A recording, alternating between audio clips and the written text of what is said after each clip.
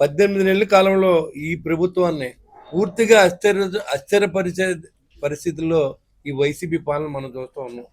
కొన్నాళ్ళు రఫా రఫా గంగమ్మ జాతర భయపెట్టి మళ్ళీ మేము వస్తే మీ సంగతి చూస్తామనే విధంగా మాట్లాడినటువంటి మూర్ఖులను కూడా మనం చూసాం. ఇవాళ చెట్టుకు ఒకడో పుట్టకొకడో జైల్లో ఒకడో ఫారెన్లో ఒకడో ఎక్కడో ఒకడో బతుకుతున్నటువంటి వైసీపీ నాయకులు ఇవాళ ఇంకా సిగ్గు లేకుండా ఆ జోగి రమేష్ ఉన్నాడు, ఆ నోరు కాదు ఆడిది, ఆడు ఒక పాసి పెంట అనమాట. ఆడు ఏం మాట్లాడుతున్నాడో ఆడికి తెలియదు. అంటే ఆడు ఈడు అంటాడు, మళ్ళీని వెధవని కూడా తిడతాడు. ఇవాళ అమ్మటి రాంబాబు మాట్లాడాడు, అది చాలా అన్యాయం జరిగిపోతుందంట.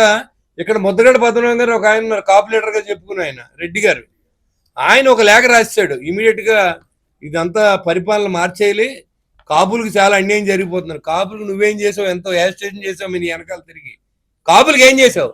ఇవాళ గత ప్రభుత్వంలో 5% ఇవాళ రిజర్వేషన్ చేసిన మాజీ ముఖ్యమంత్రి, మరి ఇప్పుడు ముఖ్యమంత్రి, అప్పుడు ముఖ్యమంత్రి నారా చంద్రబాబు నాయుడు 5% కాపులు రిజర్వేషన్ ఇస్తే, గత 5 సంవత్సరాల్లో జరిగిన వైసీపీ పాలన దాన్ని తీసేస్తే నువ్వు పేరు మార్చేసుకున్నావు. అంటే నీ బుద్ధి ఏంటో అర్థమైంది. వయసులో పెద్ద, మేమంతా గౌరవించే వ్యక్తి, నువ్వు మాట్లాడిన లేక చూస్తే సిగ్గుపడతా ఉన్నావు. నువ్వు కులం పేరే మార్చేసుకున్నావు. కులం పేరు చెప్పి లక్షల మంది యువకులు నీ వెనకాల కేసుల్లో తిరిగారు.